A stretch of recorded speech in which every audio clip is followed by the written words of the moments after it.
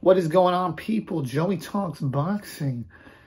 Jake Paul, Nate Diaz fight recap. First of all, it was a very entertaining fight. I thought that both guys came to put on a show, and both guys did well considering everything.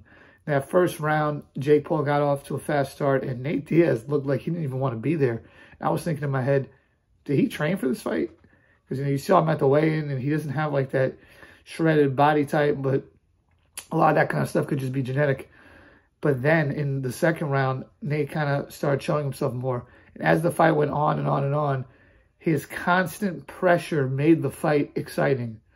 I thought that, obviously Nate Diaz, his fundamentals aren't there as a boxer. And Alicia Baumgartner and Shampur spoke about it in the post-fight.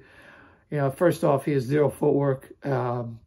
He has some head movement.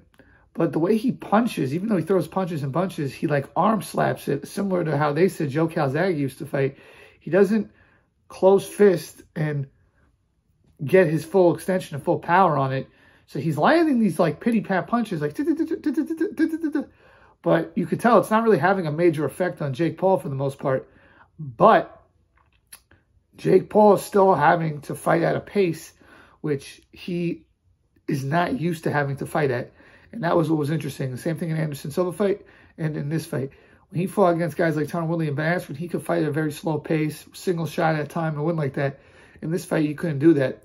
So that was interesting to me, and the fight was very exciting. Jake Paul dropped Nate Diaz with the left hook on the temple in, I believe it was the fifth round. It was the fourth or fifth round. I forgot what round it was, but he couldn't finish him off. Nate Diaz came back and started doing better. Won a few more rounds late in the fight, and that's one thing that's interesting about Nate Diaz is as the fight goes on, he gets better, and he really tested Jake Paul's gas tank out. But Jake Paul closed the show well in the 10th round, and clearly won the fight. No controversy. I thought he won at least 6 rounds, possibly 7, any of the knockdown rounds. So he won the fight clearly. But what I liked about this fight was that Nate Diaz, he made it a show.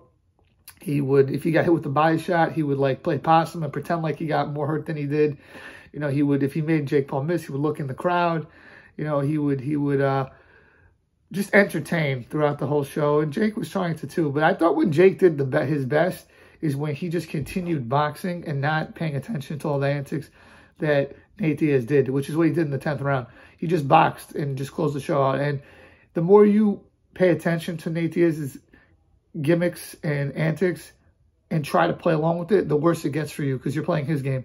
So just continue to box, do what you're doing, and you'll pile up points and win. I was very impressed with the way Jake Paul fought this fight. I think this was Jake Paul's most complete display of boxing. And people are going to say, what do you mean? He didn't knock him out, there's that.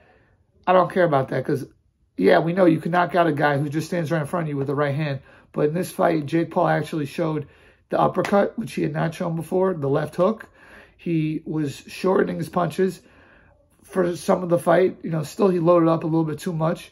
And what I really liked, he showed his footwork. He really just improved in his footwork, which he did not have in the previous fights. I haven't seen it. So I think he's getting a lot better in this fight. And I would like to see him fight Tommy Fury next, assuming Tommy Fury beats KSI, because I think Jake Paul with better footwork can beat Tommy Fury, because Tommy Fury, the reason why I thought he did better than Jake Paul was because of the footwork and the defense. Jake Paul wasn't able to get within range, but if Jake Paul is jabbing, throwing the left hook, fighting better on the inside, and shortening up his punches, he can beat Tommy Fury. And then if you hurt Tommy Fury like that, then you come out with the big right hand, and you could try to end the fight. But you got to do all that stuff first. You can't just, throw the straight right hand with a guy like Tommy Fury. He's too good for that. He's not like the previous opponents that he fought. So what Jake Paul is doing is he's fighting better opposition as he goes on. Obviously, Nate Diaz isn't as good as Tommy Fury, but he lost, so I understand you want to go back down. But he's also fighting versus different styles of boxers, and that's how you get better. If you're just going to keep fighting against the same style every time, you're not going to improve on anything. So, he fought, first he fought Gibb. Okay, he's a guy. He's not, a boxer really, but he's a YouTuber. He's gotten better since then, but at that time, he wasn't much. Then he fought an athlete, Nate Robinson, basically the same thing. Askren, a little bit better, but basically the same thing. Then Woodley was a step-up fight. Woodley, he's not such a high-output guy, Tyron Woodley, but he's a good counterpuncher. He's sturdy. You know, you got to be careful with a guy like that. Then he fought Woodley in the rematch. You know, he didn't look so good, but he stayed in the fight and knocked him out. Then he fought Silva. Silva, he's more, you know, he's got the footwork and he moves around the ring and he kind of, you know, makes you have to expend a lot of energy. Then he fought Tommy Fury, similar to that, but Tommy Fury, he's more textbook. He's not as awkward, and he's a little bit, you know, more skilled and more refined than a guy like Anderson Silva. And then you got a guy like Nate Diaz, who he's not as refined as those guys, but he's nonstop constant pressure. So Jake Paul is definitely improving in his boxing.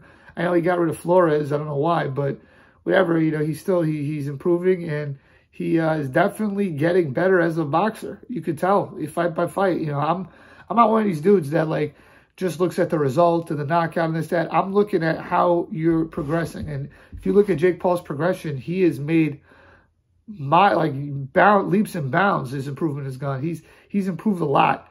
So yeah, Tommy Fury, he can't just think, oh, I beat Jake Paul the first time, I'm going to beat him again without making any improvements, because Jake Paul's improving, so you got to improve also. It's like, let's say you were here and Jake was here, and now Jake is here. You can't just stay here. You got to get here. You got to improve yourself. So that's the interesting thing, and he's getting a lot better. I thought this was his best display of boxing, and Nate Diaz is one tough dude, man. I mean, you talk about his constant pressure and entertainment, but man, what a chin and what endurance he has. I mean, he's tough. You know, he's a tough dude, an entertaining dude.